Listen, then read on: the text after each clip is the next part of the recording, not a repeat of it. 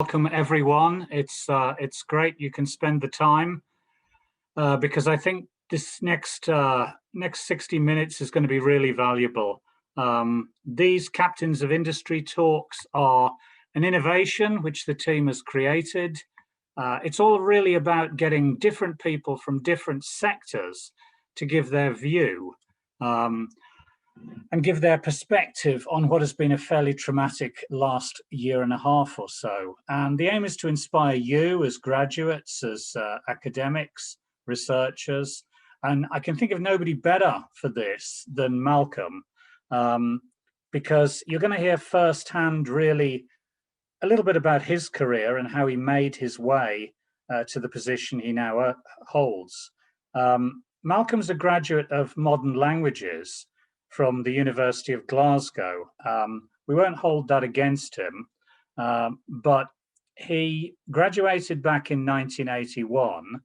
He's much younger than he looks, and he began his career in marketing at Nestle and then Beechams before he joined the Guinness World Record teams, where he held a number of senior marketing positions over about 17 years.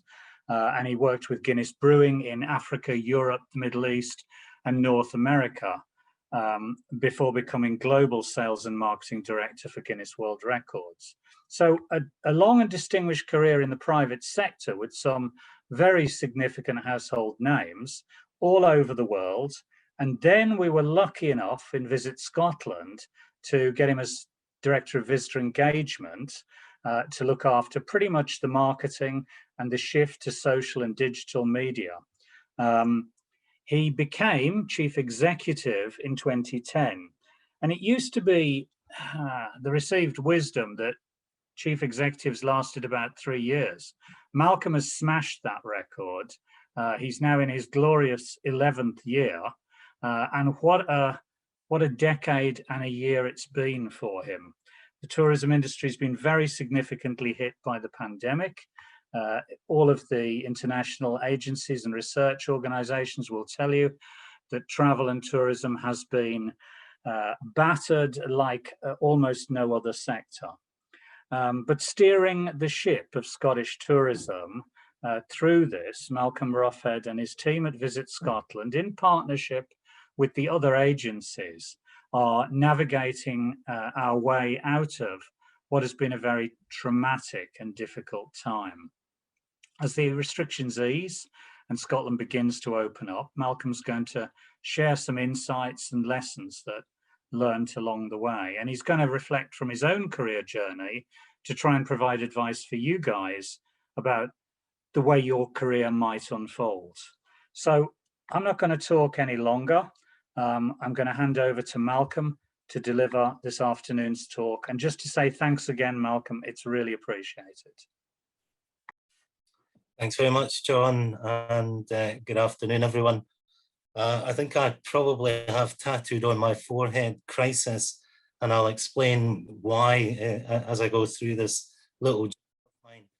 It was quite interesting when I did graduate in languages. I actually didn't really know what I wanted to do, to be honest with you. Back in those days, marketing was still a relatively new discipline. And I kind of fell into it, mainly because I wanted to use my languages, but I didn't want to teach. And I decided, well, somewhere like Nestle sounded like the right place to be. French and German, it was right up my street. And who wouldn't want to go to Vivi, and the graduate training program would take you to Hong Kong, Philippines, over to California. And somehow I ended up in Croydon, and I'm not quite sure what went wrong, but never mind. So a great training ground, a great place to be in terms of just learning the rudimentaries of marketing. But also it taught me a very interesting lesson that I've carried with me all my life, which is all about the law of unintended consequences. And of course, when you're trying to make an impression, you tend to take on all sorts of projects and put your hand up to do everything that no one else actually wants to do. And usually there's a reason for that. And the first thing that I did was we used to do what was called target rolling forecasts, which was predicting what sales were likely to be so that you could actually buy in the raw materials, be it cocoa, coffee, beans, whatever it happens to be. And I was going through all of this data very diligently, and I noticed that my predecessor had made an arithmetical mistake. So I went all the way back through the data, corrected the data, only to be called up a week later by the purchasing manager, who then blew me out of the water by saying, "What on earth have you done?" Because what I'd actually done was reconfigure all their demands for the next sort of 6 months in terms of raw materials. And in fact, actually, they didn't need all of the raw materials that were on the water coming from Ghana and various other places. So with the best of intent, I was trying to put something right, and ended up causing total mayhem and chaos within the purchasing team at Nestle.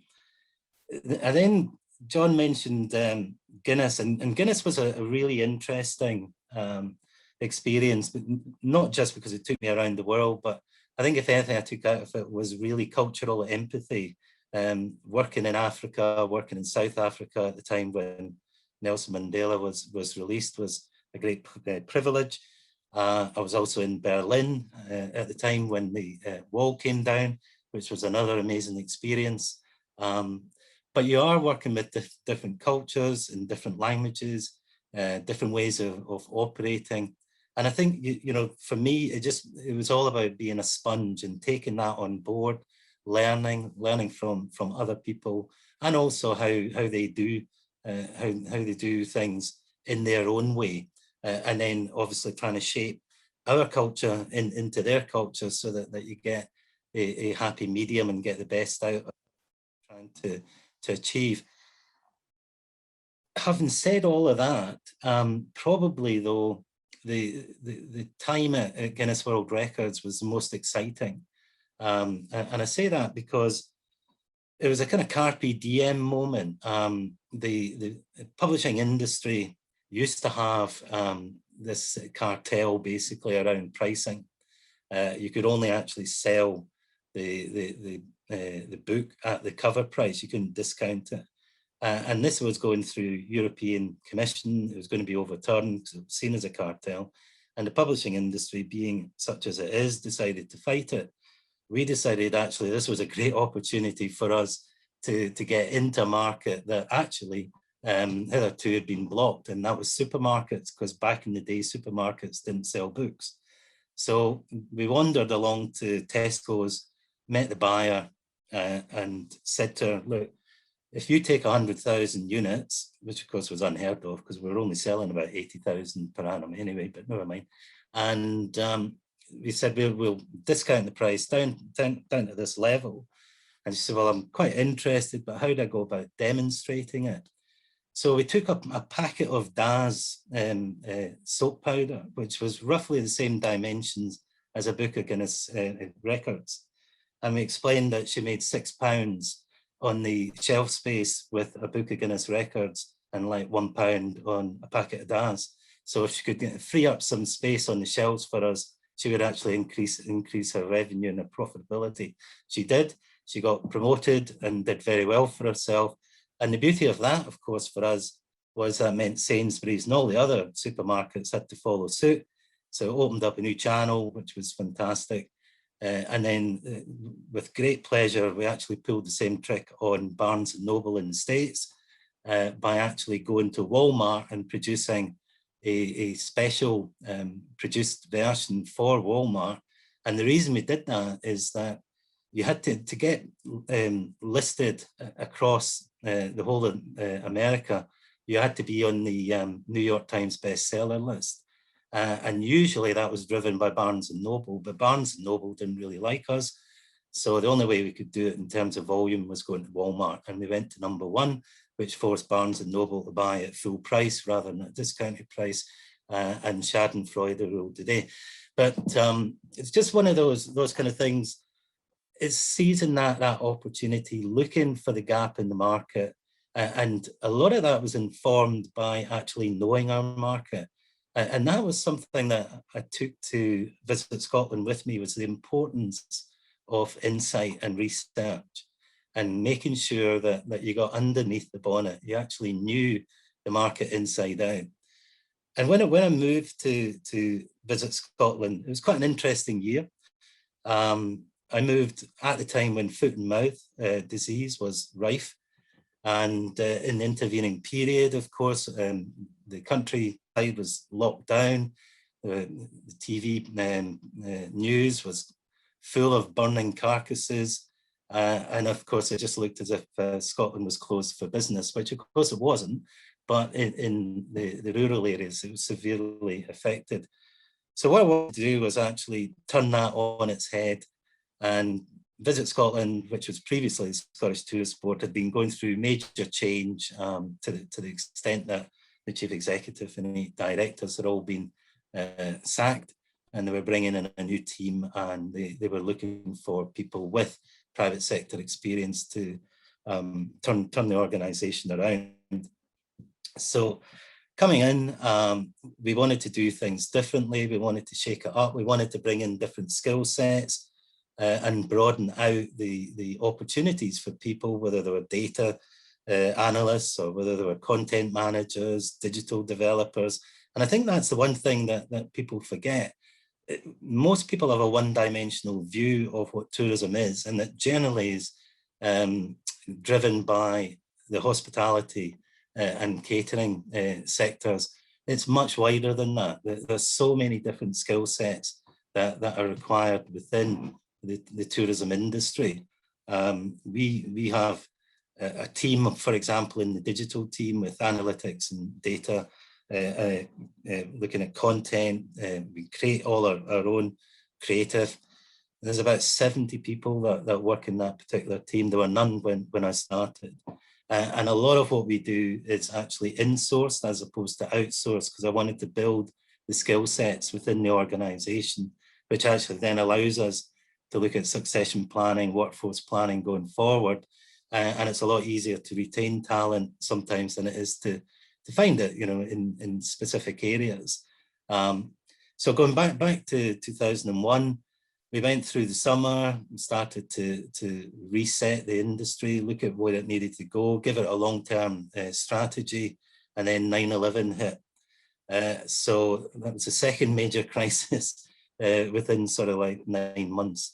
And again, the learning that we took from that is we were totally unprepared for any crisis. Neither the industry, nor government, nor Visit Scotland, should I say.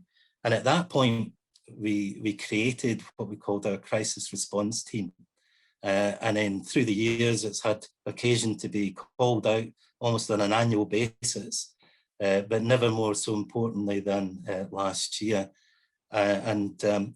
What we tended to find just going into last year, as John said, 2019, we'd actually smashed all records in terms of value of the industry. The 2020 strategy called for somewhere in the region of about £5.5 billion in terms of total overnight expenditure. At the end of 2019, we were sitting on 5.8 billion. So of course that got completely lost as we moved into 2020, into 2020. And we were about to launch the 2030 strategy when of course COVID hit. Now we had actually seen signs of this coming in December the previous year. We had a team that was out in China at the time when Wuhan was making the news. So we started to look at what was going on in Europe, because if it hit Europe, we knew we were going to get it at some point. It's just impossible to avoid. So we convened the internal crisis team, kept a watch on what was going on. When it hit Italy, that was it. We then sort of went into full mode, started to look at moving people into a situation where they could work from home seamlessly. And over the space of about 4 days, we moved 600 people into working from home mode, and it worked pretty well. But also what that then meant is we convened the Scottish Tourism Emergency Response Group, which was to look at the COVID impact on businesses across the whole of the country. And I was saying earlier to John, no one knew it was going to be 15 months, 16 months further down the road. I think everybody thought this is in 3 months, we'll be through it, we'll be fine. And I suspect a lot of the support packages were predicated on it being relatively short term as opposed to long term. But so the Stag was convened, and that was with the various enterprise agencies, with the Scottish Tourism Alliance representing the industry, Skills Development Scotland involved in that as well, and Business Gateway and Scottish Government.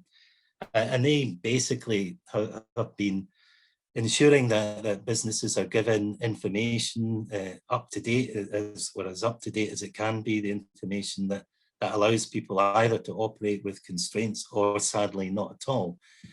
And it became very, very clear to me that actually the events industry didn't have a single voice. So, you know, you had like festivals, Edinburgh, that represented the Edinburgh festivals, Glasgow Life obviously doing a good job in Glasgow, but there was no national voice. So we convened the events equivalent of the Scottish Tourism Emergency Response Group. And I think that has really paid dividends over the last few months in terms of just securing funding packages. The events industry, needless to say, has been turned on its head, and we're now all doing Zoom webinars and Teams meetings, etc. But there are hundreds and hundreds of businesses in the supply chain that have not had any work whatsoever for 15 months. And if we're going to have a successful events industry such as we have had, and we've had massive success over the years with the events, we're going to have to make sure that they survive and get through to the other side so that we can start up again. So in terms of what we've been doing, from a Visit Scotland perspective, we basically had to pivot the whole organisation towards business support. We threw 250 people, and we had the luxury of being able to do that, into making sure that businesses got the funding packages that they were entitled to. Just before Christmas, we were asked to deliver 18 more funds. So we had to co-create those. That was one of the learnings that we took away, which is if you do this with the industry and the industry representatives, then you'll actually get a fund that makes sense for the industry rather than trying to shoehorn everyone into some sort of generic, eligibility criteria. And that allowed us to take a little bit of time at the front end, but it made sure that there were fewer appeals, there were fewer rejections, and the quality of the applications was enhanced, and it meant that we could get the money through the system quicker. And I think there's still some more learnings that we could probably take out of that, but we've managed to get them all done in the space of 3 months, which, you know, for 18 funds is quite a Herculean task. But at the same time, we were also looking to make sure that we stayed in touch, not just with visitors through our e-communications and social platforms, but also with the industry partners that we had across the world. That's tour operators, but also over the last sort of 15 years or so, we've developed very close working relationships with airlines. And you'll have seen the growth in terms of the number of routes coming into Scotland. And it's taken that amount of time to make sure that we've been able to develop the routes. And I have to say, actually, we have developed fantastic deep relationships with these people, but there's no guarantee that those routes will come back in the magnitude that we had. And that's partly because you've seen a bit of downsizing across the aviation industry. Sort of fewer routes are available, so therefore it's more competitive. They'll obviously go for the most profitable routes. So we need to be competitive as much as anything else. But the aviation industry won't just switch on overnight. I mean, you've got to get trained crews, hire crews. You've got to get the supply chain back into position, and also some aircraft are have to be found and brought back to destinations. So it's a long haul, and that's not a pun. It's just, it is going to take a lot of work to get tourism back up and running fully again. Now, some areas have opened up. Fortunately, we're seeing a lot of success in the coastal areas, in the rural areas, in self-catering. Motorhomes seem to be the mode of transport that people are looking for at the moment. Caravanning, camping, etc. Now that's fantastic, and it's great to see communities benefiting from that. But the cities, I'm sure everybody will realise, have been severely impacted, and that's primarily because they're very dependent on events and also inbound international travel. And of course, there's been none of that, and not likely to be in the short term either. So whilst there's elements and shoots of recovery, which is great to see, there are still issues out there. There's still swathes of the industry that can't operate. People, even if they are operating, because of social distancing and reduced capacity, are not necessarily operating on a profitable basis. So if they're lucky, they're actually just keeping their head above water. So there's a lot of work that we and government and the enterprise agencies still have to do in terms of business support going forward. The good news is that we continue to track sentiment internationally and domestically in terms of Scotland being an attractive choice for vacation. And there is a real groundswell of opinion that people want to come to Scotland, they just can't get to Scotland. And that augurs well for the future, but doesn't help us right now, unfortunately, because we've got to try, as I say, and get the industry through this as best we possibly can. I think the interesting aspect as well is that in many ways, tourism, I would always claim this, that tourism's been a kind of unsung hero of the Scottish economy. It was worth 12.6 billion in terms of the wider visitor economy. And a lot of people didn't really sort of see that. A lot of people are involved in tourism, but don't realise that they're involved in tourism and certainly benefit from tourism. And the one thing that the pandemic has done has brought to everyone's attention what happens when you don't have a tourism or a thriving tourism industry.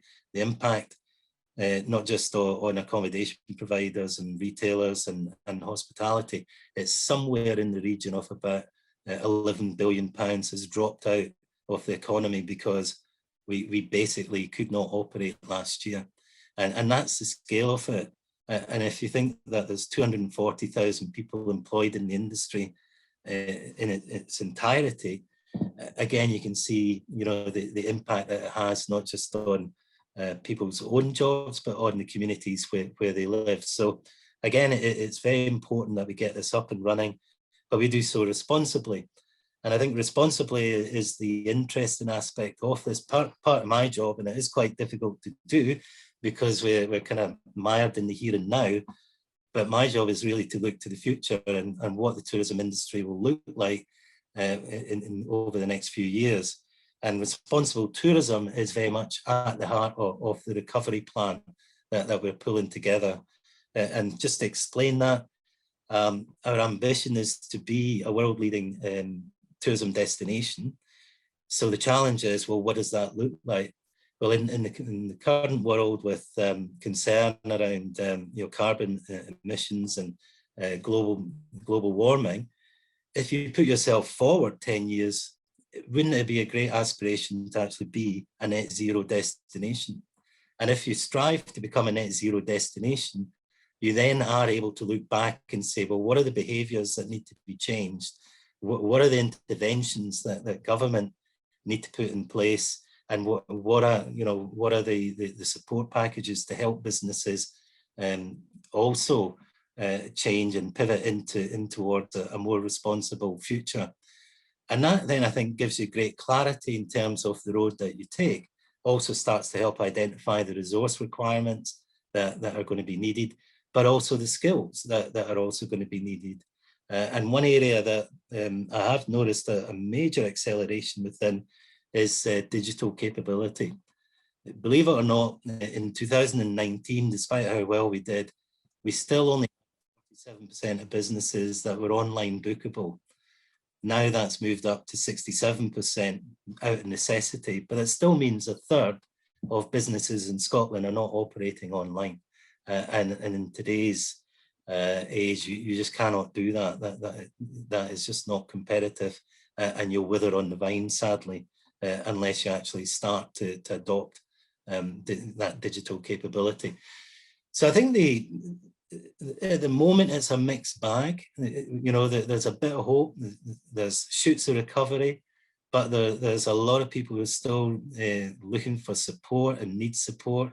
So we're in that kind of rescue phase, but at the same time, we've got to look longer term as well to make sure that we have something to aim at.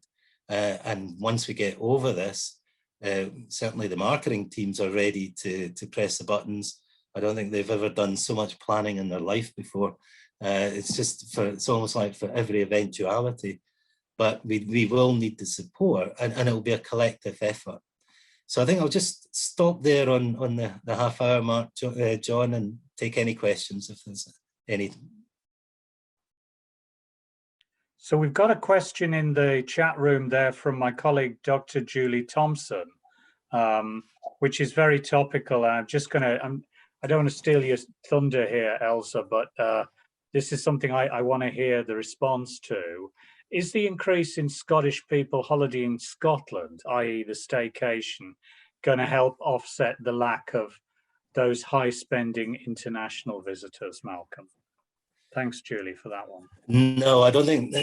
What it will do, John, is in terms of volume, certainly, but the value that is driven from international visitors comes from the fact that they are coming here for 2 to 3 weeks as part of their main holiday, and do tend to spend a lot more, whereas the UK market principally is a shorter break, so it's around about 4 days. Obviously there are people who take their main holiday in Scotland, but the Chinese market, for example, is the #1 spending market, followed closely by North Americans, and then you get into the Europeans, which is again tends to be slightly less lengthy in terms of their overall stay. So it's the long haul markets that we are really trying to get back as quickly as possible. Okay, thanks for that, Malcolm. And we've got actually a few pre-submitted questions here that are kind of along the same lines. But just a little reminder to everyone that you can still submit your questions via the chat functionality.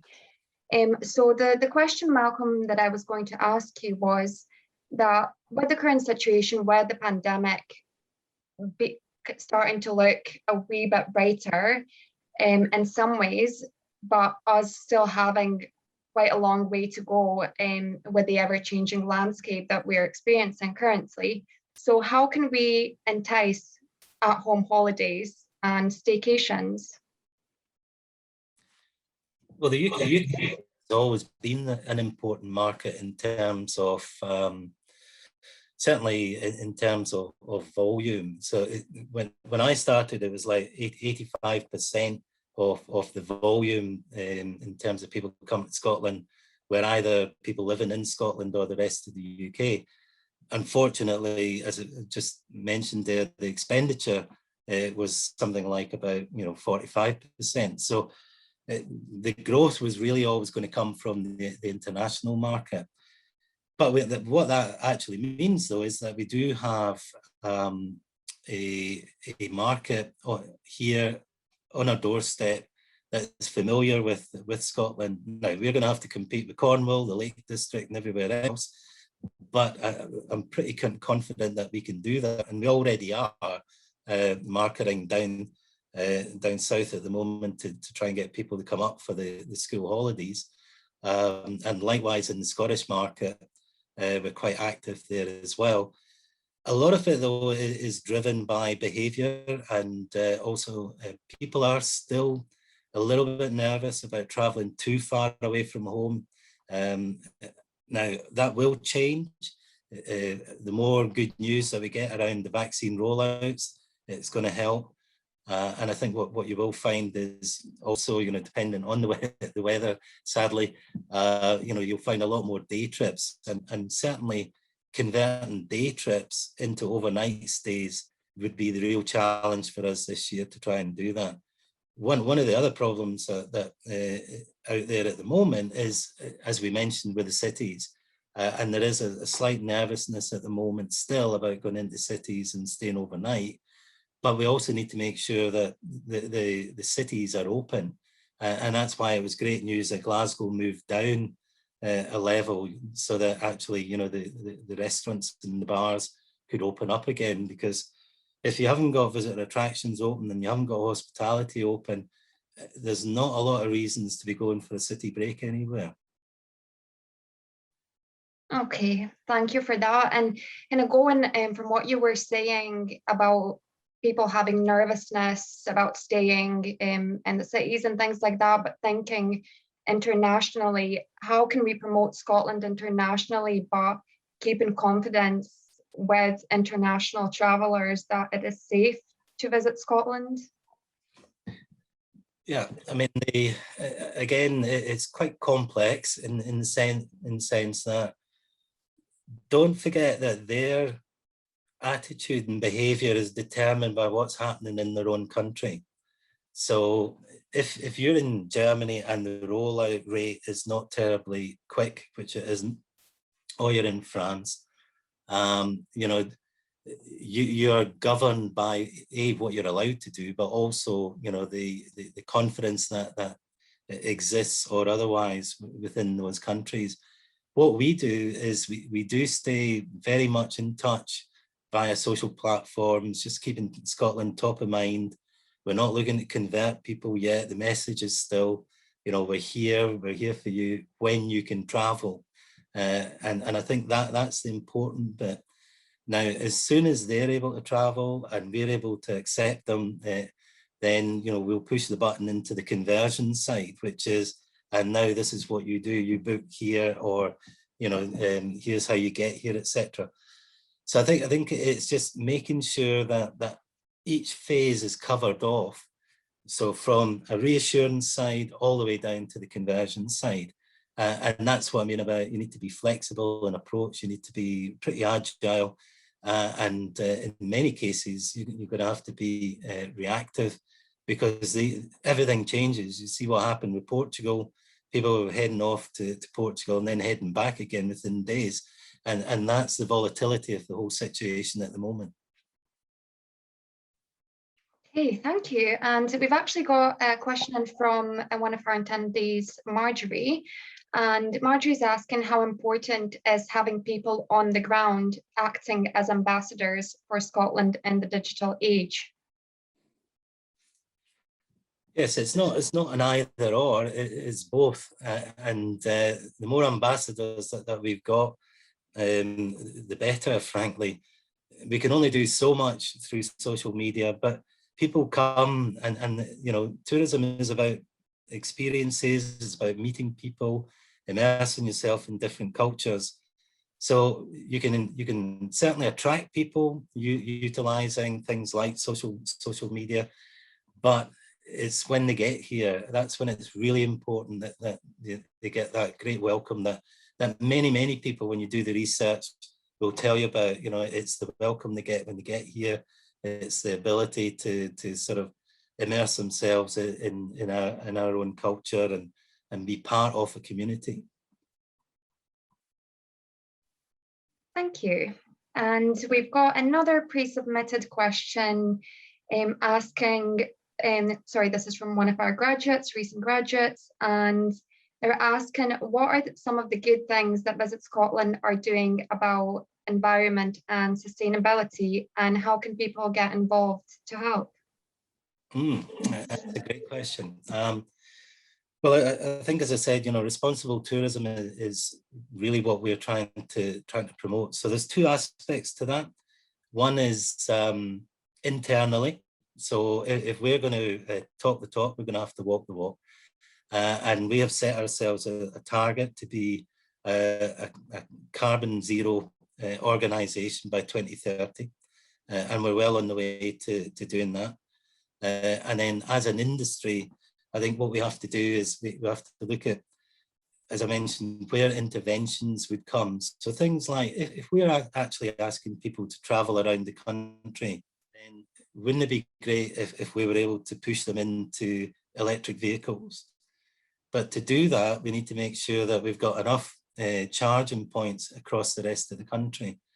In terms of, looking at heating, so, buildings, construction work, all of that should be aimed towards reducing the carbon emissions. And I think that then means it's not just about a Visit Scotland approach to this, it's a whole industry-wide and public sector approach, because we can do a little bit, but we can't do it all, and that will be the same for everyone. But one thing is coming through loud and clear again from both industry and also visitors. That's where they want to go. They want to get to that type of a future, because the old taking out of the environment is just not going to work. It's not sustainable. And I was delighted that Visit Scotland last year was the first tourism agency in the world to declare a climate emergency. That's great, thank you. We've got some more questions coming in, and I see a raised hand, so I will come to you, Julie, in a minute. So this one is from Graham Cook, and he's saying, "Hi Malcolm, thank you for the talk today. How have you and the senior team had to pivot your leadership style over the last 18 months? What learnings and reflections on your own leadership have you taken from this experience through the pandemic?" Yeah, I think it's a great question. I mean, we had embarked on a whole new people strategy anyway, probably about 2 years ago, 2.5 years ago. And what that's done actually is accelerated some of the actions that we were looking to take. So we have a young leaders group, future leaders group it's called. They participate in everything that the senior leadership group does, but they also lead on things like, responsible tourism, equality and diversity, because they are the future of the organisation, not people like me. I'm coming to the end of my tenure there. So it's all about creating the environment that they're happiest in, that they can work within most productively, and making them feel part of a family, which is really what we've tried to create within Visit Scotland. And that came to the fore when people were working from home. People were checking in, they were making sure that those who had maybe care responsibilities, or kids obviously, sort of not being able to go to school, people who lived on their own. So the welfare and particularly the mental health issues were very, very important to us. But we also had to make sure that they had the tools, and because you're working from home, theoretically, you need then the health and safety check. Now, we weren't going to go around everybody's homes, but we just made sure that they were equipped, they had all the right equipment, etc. We had weekly drop-in meetings, so basically chats about anything that they wanted to. If they had concerns, they could raise them. So I think what we've done is we've always strived to be an employer of choice. And I think over the last sort of 18 months, a lot of the actions that we've taken have just taken us further along that journey.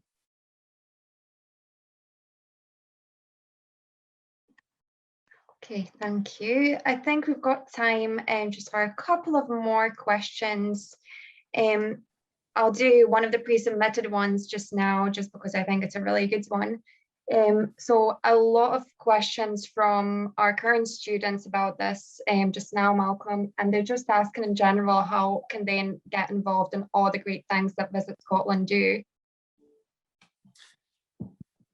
Well, you can obviously sign up onto all of our social channels, and you can share the content output on our behalf. fantastic thing to do, the more people that we reach. I think also experience, get out and enjoy the country yourself, so that you're able to be that ambassador that we were talking about earlier. And then if you have certain skills, and we're looking to recruit people with certain skills, please feel free to apply. We're always looking for good people. That's great. I'm sure a lot of people in the audience today and watching the video on YouTube channel later on will be very pleased to hear that. So I was just going to hand over to my colleague Julie Duncan to ask her question. Thanks, Elsa. You obviously mentioned, Malcolm, about the events industry and how that is so valuable to the tourism industry in Scotland. Just thinking along the lines of, the next generation that you were just touching on there, do you worry that because it's taken a while for these sectors to get back up and running, that there is a loss of experienced skill set? Or do you see that more as an opportunity of kind of the next generation of graduates coming into the industry and making it their own? It's going to sound as if I'm sitting on the fence, Julie, but I'm not. I actually think it's going to be a blend of both. I think there's the events industry will change, generally speaking. I think you'll see more of this type of meeting, but virtual meetings won't they won't stop face-to-face meetings from happening. We're also social animals. We like to get together. We like to sort of mix socially. But I could probably see, particularly in the early days, a lot of business meetings moving to virtual. And again, if you're thinking about carbon footprint, we have 26 buildings across Scotland. Why would they all come into Edinburgh when we can actually, have a virtual meeting and they don't actually have to all travel? So I think it'll be a combination. But I sincerely hope, that we get beyond the social distancing, because that's one of the key barriers to getting events back up and running. And as soon as we can get beyond that side, I think, you'll see the industry coming back. Scotland, as I said, whether it's sporting, cultural or business events, has a strong reputation. And further down the line, the order books are looking great, but we've just got to get there. Thanks, Malcolm. And there's another great question that's actually just come in. So before I hand over to John to ask the last question and to close the event, just one last live question asking, what advice would you give to the next generation of event professionals in Scotland? Stick at it. As I said, it's not an industry that's going to go away. It's an incredibly important industry for Scotland. The opportunities are always going to be there. I'm very privileged to also have Event Scotland as part of my team. I can see what they're bidding for, and I can see where the event strategy is moving in terms of community events, regional events. So it's not just about the big events. And Scotland has got this global reputation for delivery. We've got the Cycling World Championships coming up in 23. We're very innovative in the way that we approach events. Obviously, we've got COP26 coming up, which again, will be massive. And there's a whole host of other European and world type championships that are on the books. So the demand will be there, the opportunities will be there, and I just wish everybody the greatest of luck in securing positions. Could I just say there was one question that popped up on the screen about weddings, and I'll just answer that, because there is there's funding for wedding venues, which is currently being dispersed by Scottish Government, and there is a group which is led by Duncan McConaughey, who's based down in Lagan, who's representing the weddings industry. So we are working very closely with them. I don't know who asked the question, but I just saw it come up on the screen. Okay, I don't want to cut you in. Thanks, Elsa. Malcolm, just one. I think we all applaud a movement to being a net zero destination. But I guess it's how you square that circle. And don't get us wrong, we're big on carbon neutral training for students coming in. But if we can't decarbonize air travel at the moment, and that technology is not available, how can we have a net zero destination? Yeah, because it's a blend, though, John. It's not just looking at the one aspect of you know, the overall sector. I think it's where can you offset, where can you actually have a positive contribution, accepting fully well that, you know, that there are obviously going to be some areas of activity where there will be you know, a deficit. So I think it's how do you pull all of that together, and that's the planning bit.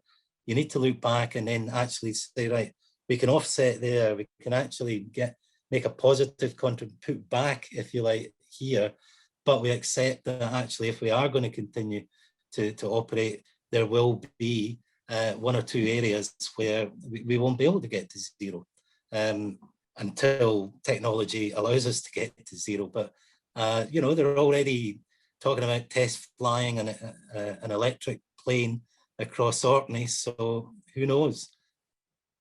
Okay.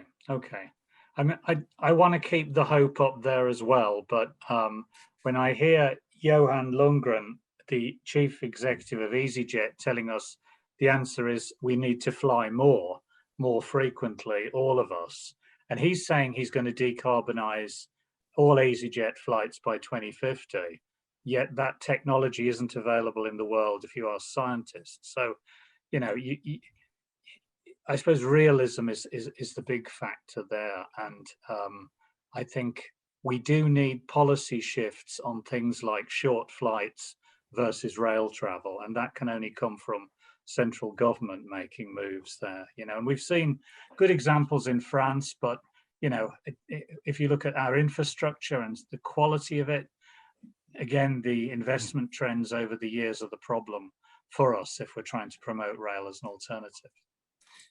No, you're absolutely right. I mean, the infrastructure, you know, needs serious investment, and I think my big hope is that the whole COP26 will be a catalyst for action. And maybe somewhat ambitiously, you know, I look back a year ago, there was no vaccine for COVID.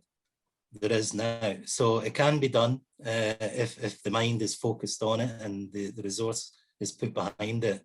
And I do think, you know, the climate change debate is not going to go away. And I think what you're seeing is more and more people getting behind it and realizing what the effect it is going to be.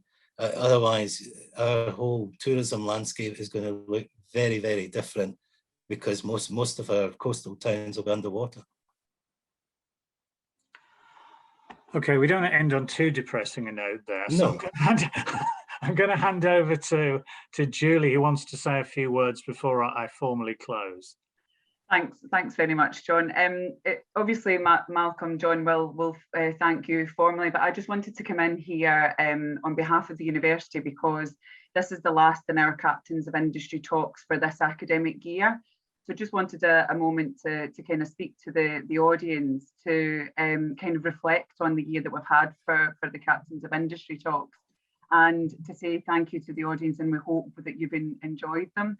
I also wanted to congratulate my colleagues in the alumni team because just yesterday they were awarded the Circle of Excellence Award and the Grand Gold Award, which is a very rare award, and it's described as a game changer for their Mint programme, of which these talks are part of. There's over 3,000 nominations from universities across the world, and for GCU to be able to be awarded this for the Captains of Industry talks and the Mint programme and as a whole is a huge achievement for such a small team. So I want to congratulate them, say thank you to all our speakers who have contributed to the talks over the year, and all our staff, students and graduates who have attended.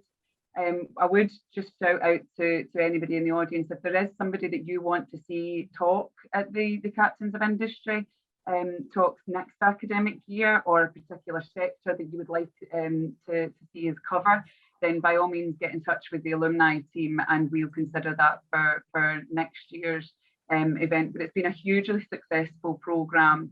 The talks in particular for me and the events team is the part that I've been most involved in, and it's been a great thing to be part of. So I'm not going to kind of take everybody's time up and hijack the end of the event, but I just thought with this being the last one of the academic year, it was worth mentioning that and thanking everybody for taking part in the whole series, as well as the one today, and obviously congratulating our colleagues from the alumni team. Over to you, John. Thanks, Julie, and just well done to you guys for pulling this all together. Malcolm, it really has been a pleasure. It's great to chew the fat. We could talk until the late hours, and I think it would be, we'd like to do that socially on a couple of high stools next to a place serving cool beverages on a day like today.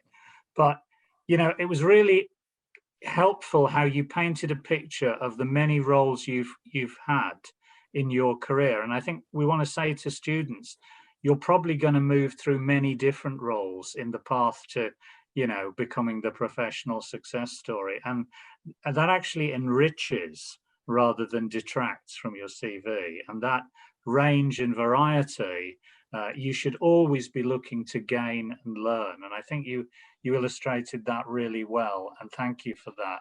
I think also, you know, your calm demeanor and your relaxed attitude, when I know the pressure that Visit Scotland has been under politically and from the industry, you know, if in doubt, blame Visit Scotland is a kind of mantra for some members of the population, but actually Visit Scotland punches well above its weight when compared with other national tourism organisations. And I think that you found the time today to do that is much appreciated for all of our students here. And it's another contribution you've made to GCU. So we really appreciate that, Malcolm. So thank you so much. So that's all from me, unless you want to add anything.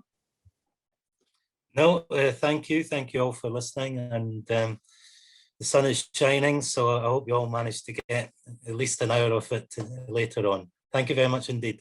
Good luck to everyone.